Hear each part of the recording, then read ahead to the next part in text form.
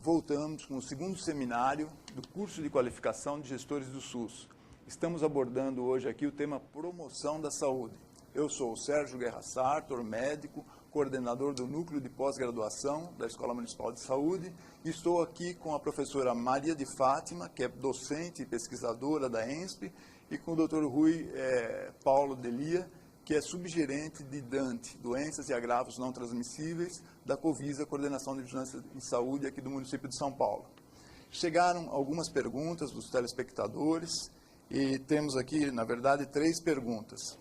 A primeira delas é a seguinte: foi a Simone Pereira da Silva, de Gestão de Pessoas, da Supervisão Técnica de Saúde de Vila Prudente, que fez a primeira e a segunda pergunta. E a primeira pergunta que ela faz é a seguinte: pensando-se na promoção da saúde como qualidade de vida, quais programas e estratégias de enfrentamento das desigualdades sociais e de saúde estão em desenvolvimento?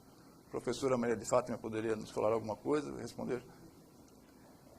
Eu acho que no que diz respeito à saúde, quer dizer, tem se procurado, nesse sentido de reorientação das práticas, uma ampliação do acesso, mas não só para consultas, uma ampliação do acesso de outras práticas que possibilitam, vamos dizer, como a gente coloca na promoção, reconversão de alguns hábitos. Por exemplo, quando você tem uma infraestrutura nos serviços de saúde, que você tem acesso a alguns equipamentos, em que você pode ter escolhas de buscar mais práticas corporais e uma atividade física mais regular, isso, assim, facilita o acesso para algumas populações mais vulneráveis, no sentido de que elas possam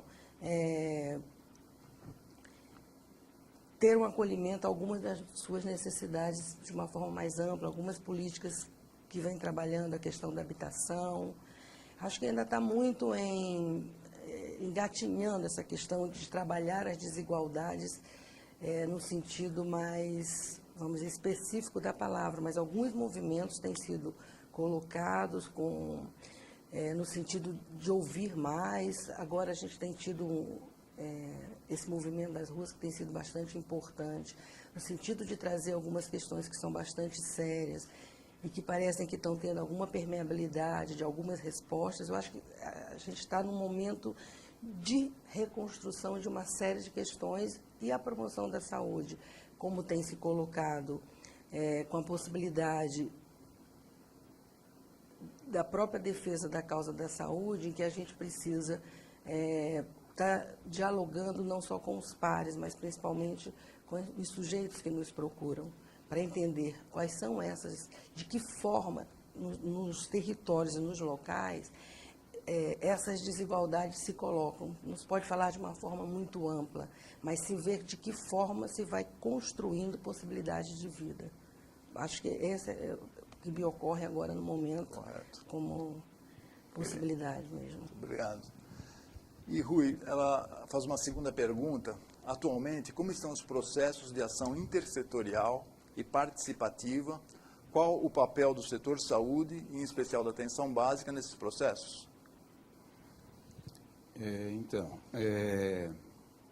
Faz lembrar uma reunião que tivemos essa semana com os 5 interlocutores de vigilância de DANT das 5 coordenadorias regionais de saúde, né? Então, nos foi citado que tem região que está se organizando a partir de agora de forma colegiada. Isso aponta para aquela discussão da democracia participativa, né?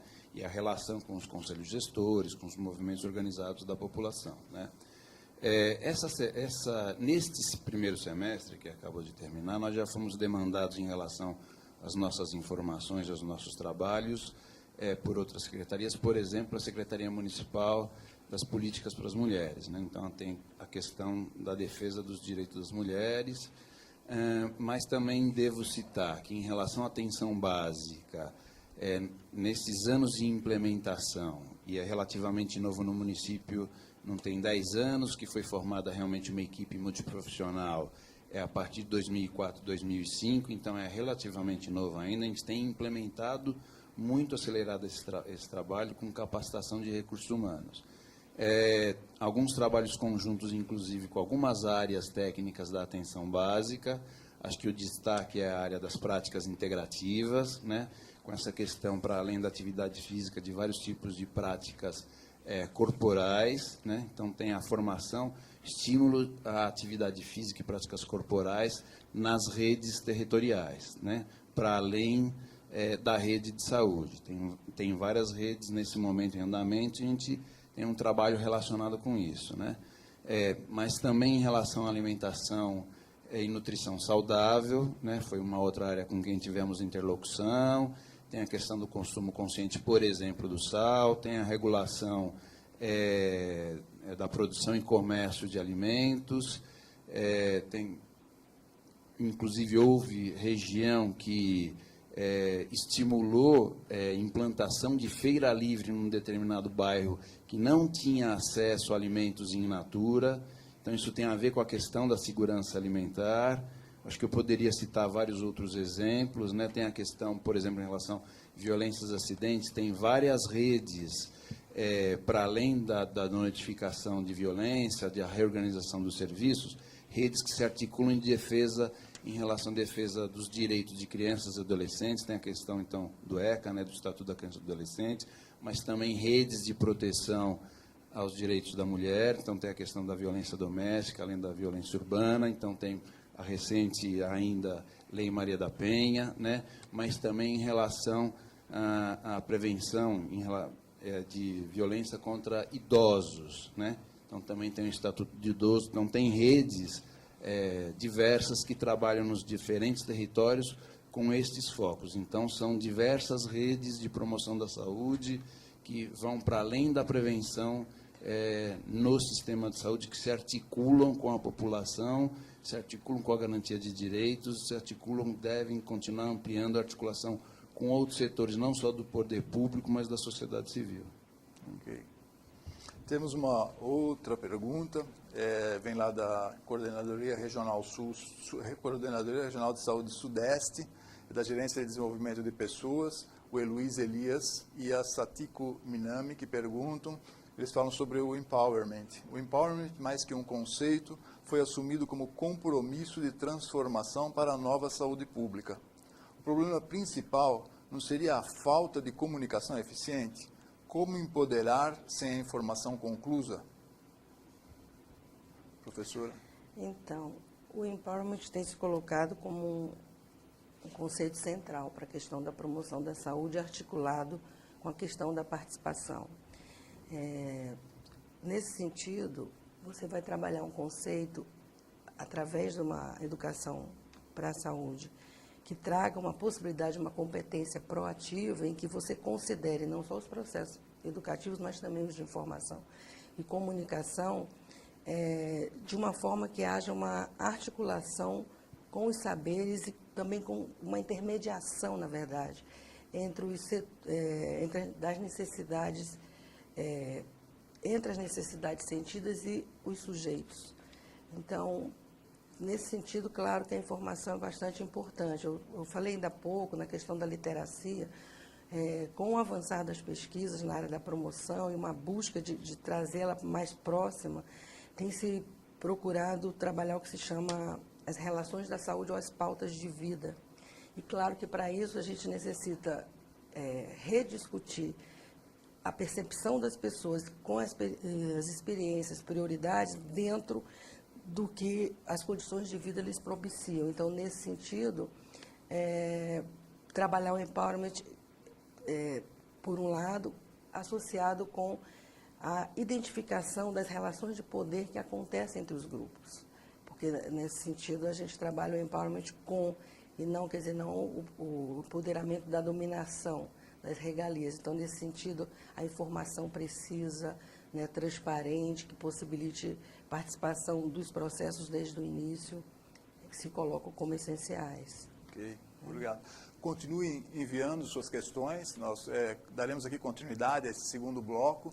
A ideia é que nesse segundo bloco a gente fale um pouco mais sobre o território e a intersetorialidade na promoção da saúde, mas continuamos aí recebendo, através do telefone 3044-2975 e do e-mail canalprofissional@prefeitura.sp.gov.br, continuamos recebendo suas perguntas e traremos elas aqui no início do terceiro bloco.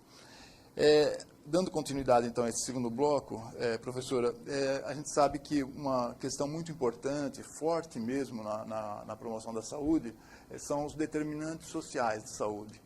Como é que a gente pode interferir, agir nos cenários decisórios aí dos determinantes sociais da saúde?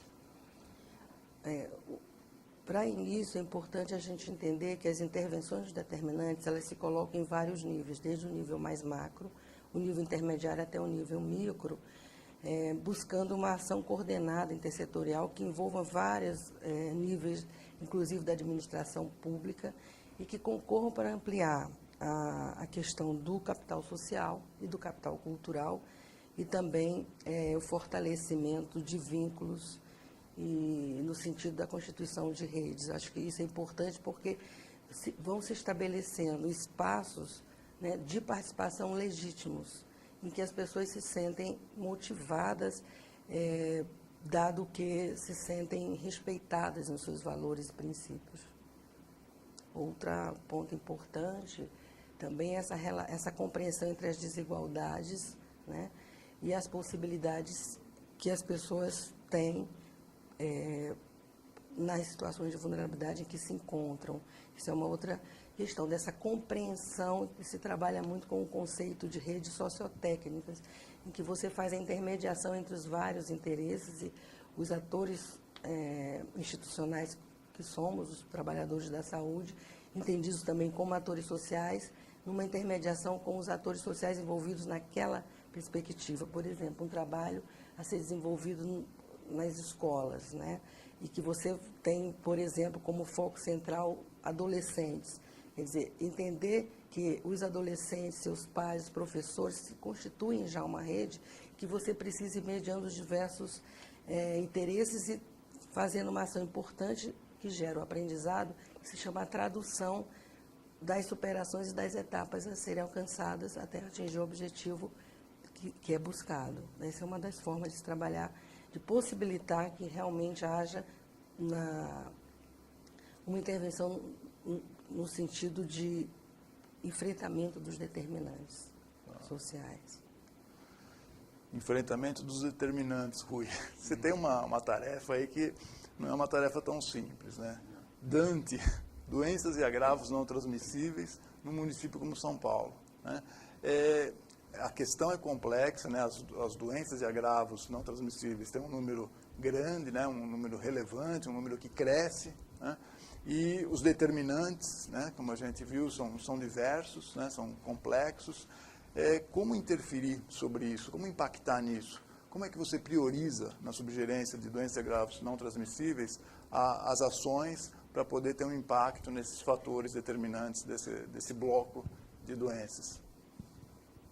Sérgio, o desafio é grande, acho que não é só meu, nem da equipe de Dante, ou seja, como na pauta, na transformação contínua da organização da rede de saúde, ou seja, na elaboração de políticas públicas ou articulação das que já existem, como pautar essa questão para além de planejar, que é muito tradicional no Brasil, né, não é só aqui em São Paulo, planejar por que está ofertado, planejar por demanda, mas planejar para o que é necessário para a população. Então, nesse sentido, essa questão do nosso perfil de mortalidade na cidade de São Paulo, como já citado, né, se 82% nesse momento da população morre com por alguma doença crônica ou violência e acidente, né, como fazer essa questão do enfrentamento dos determinantes sociais da saúde, em outras palavras, né, para além da questão com foco em estímulo, me fugiu a palavra agora, ou seja, para além do enfrentamento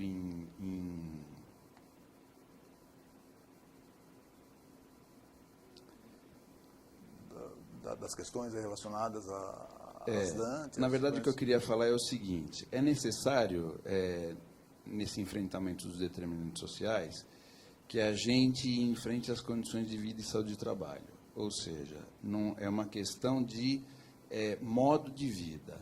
Para isso, a gente tem atuado em algumas frentes de estímulo à atividade física e alimentação saudável, né?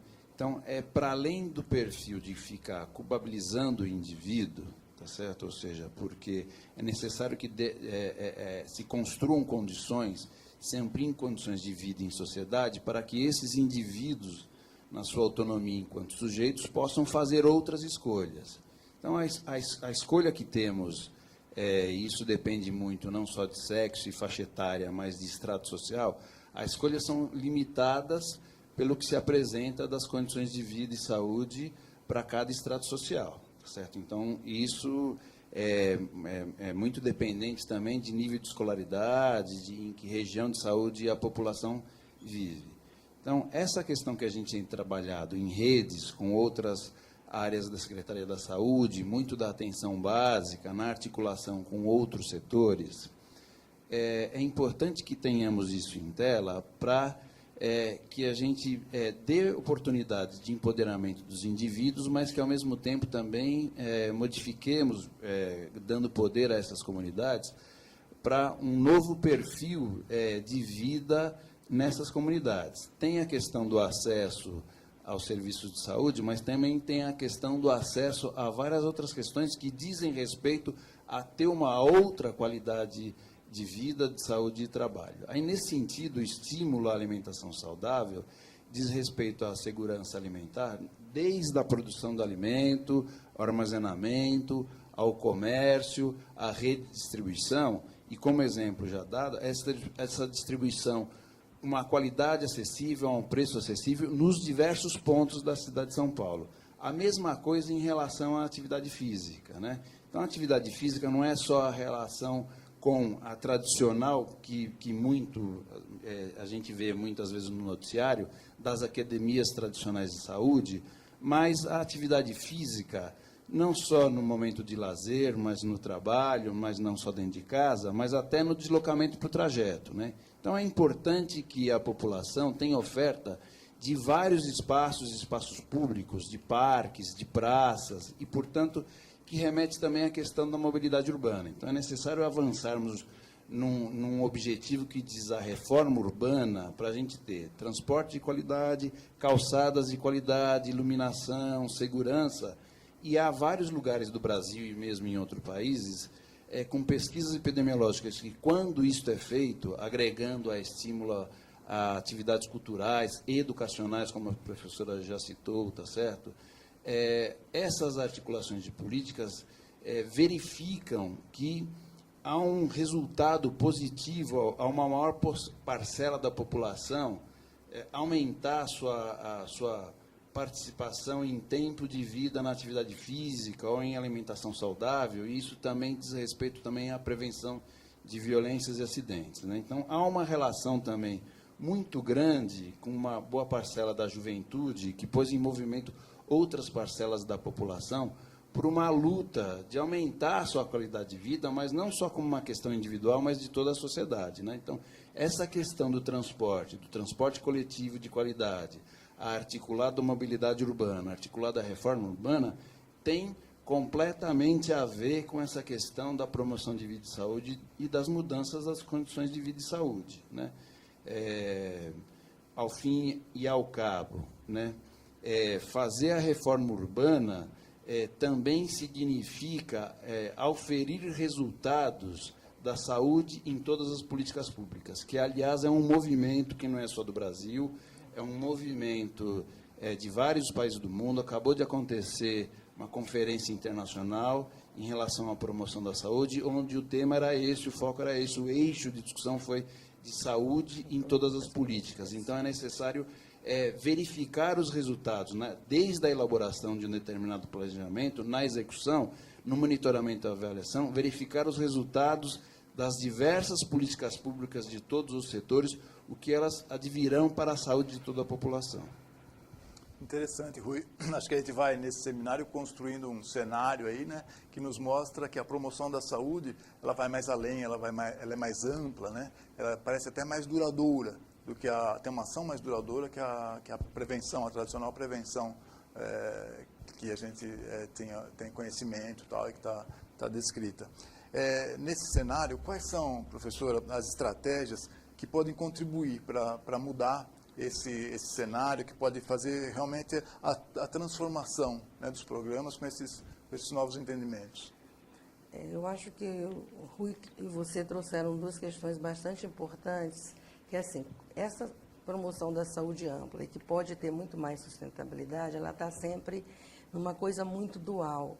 Como trabalhar, né, a promoção da saúde radical, que a gente fala, a moderna promoção da saúde que é pós-Otto e que tem se mantido a discussão a partir dessas conferências mundiais e de acordos, mas, ao mesmo tempo, no dia a dia, na prática nossa, do trabalhador da saúde, como é que a gente encontra algumas questões que já vêm, vamos dizer, orientadas pelas políticas no dia a dia. Uma das formas que tem se buscado trazer mais próximo, nesse entendimento dessa promoção da saúde, é que ela pode trabalhar por 3 eixos, basicamente. O eixo dos cenários, eu posso entrar pelas escolas, pelo ambiente de trabalho, só para falar de alguns mais tradicionais, mas nesses cenários, qual é a temática que eu vou trabalhar? Então, tem a questão do não tabagismo, como o professor colocou, também a questão da alimentação, do não sedentarismo, e com quais grupos eu vou trabalhar? Que idades da vida? Adolescentes, adultos jovens? Então, assim, a gente começa a trazer mais próximo as possibilidades de colocar essa estratégia, e aí vem como trabalhar, então, a participação social, trabalhando dentro de cenários, temáticas, quer dizer, das idades da vida, possibilitando uma reconstrução, no sentido que se tem colocado, como um corpus de indicadores. Normalmente a gente trabalha no sentido dos territórios e como que o gestor da saúde ele precisa ter uma ideia, ele precisa se entender não só como gestor da saúde, mas como gestor social. Então, quando ele vai trabalhar a questão dos territórios, ele poder identificar ou mesmo desagregar os dados que às vezes ele tem por conta de bancos de IBGE ou bancos próprios daquele local, de como que as pessoas veem quais são as prioridades. A gente tem uma experiência ali em Manguinhos, com algumas escolas, é muito interessante quando você chega com as pessoas com as quais você trabalha, no caso a gente estava trabalhando com crianças e adolescentes e tudo ali é terrível, né? As desigualdades saltam, não sei se vocês conhecem, lá no Rio de Janeiro.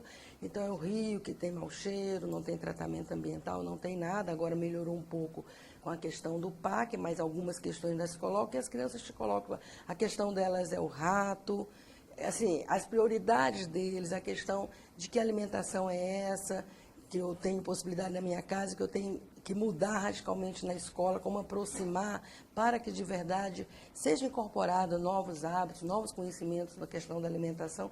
Então, eu acho que, nesse sentido, essa postura crítica precisa também ser por parte do trabalhador, né, no sentido de entendimento na prática, que também a gente precisa ter uma revisão crítica do que a gente entende por saúde, do que entende por hábitos saudáveis ou atitudes saudáveis em prol de uma pauta de vida mais saudável. Eu acho que essa, para mim, é uma diferença bem concreta. Existem alguns instrumentos bastante interessantes de você colocar isso em prática, olhando os programas, mas ampliando pelos campos de ação da promoção, que são aqueles campos de Ottawa que o professor já trouxe com muita propriedade, das políticas, mas também do reforço da ação comunitária, reorientação das práticas, pegar a questão da mediação, quer dizer, essa é uma função nossa, não necessariamente desenvolver a ação intersetorial, que às vezes parece tão distante, mas mediar uma parceria, mediar um pouco, acho que essas são algumas estratégias que se tem conseguido e tem alguns estudos já mostrando alguns impactos, alguma efetividade. Legal. E nós estamos aqui encaminhando já para o final desse segundo bloco, mas antes de encerrar, eu queria que você, Rui, nos trouxesse aí encerrando esse bloco falando sobre intersetorialidade, que você nos trouxesse aí um exemplo prático mesmo de intersetorialidade, que seria a articulação necessária aí para notificação, para vigilância de acidentes, de violência. Como é que se faz aí essa articulação para poder conseguir efetivar essa vigilância de acidentes e de violência? Então, por uma lei municipal que está fazendo 10 anos, foi implantado um sistema de informação de vigilância de violências e acidentes na cidade de São Paulo. A partir de 2008, ou seja, está fazendo 5 anos esse sistema, o SIVA, ele é um sistema web, né? E ele tem servido, com já suas mais de 260 mil notificações das pessoas que sofrem alguma violência e acidentes que chegam no serviço de saúde.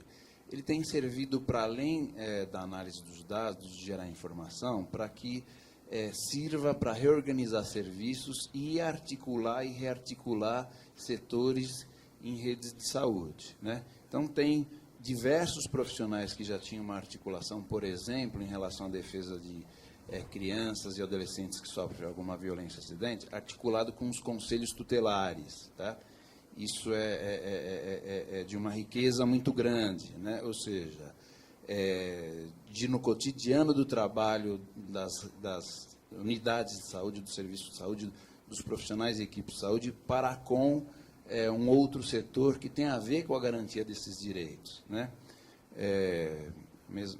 Existem vários exemplos em relação também a idosos e mulheres que sofrem alguma violência e acidente, né? Talvez um exemplo que eu possa citar, para além da questão do setor de esportes, ou mesmo do verde meio ambiente na cidade de São Paulo, é uma rearticulação recente da Secretaria de Educação Municipal, através das delegacias regionais de ensino, né, das DREs, né? O ano passado fizemos uma reunião, ou seja, pensando nessa questão das violências e acidentes na cidade de São Paulo.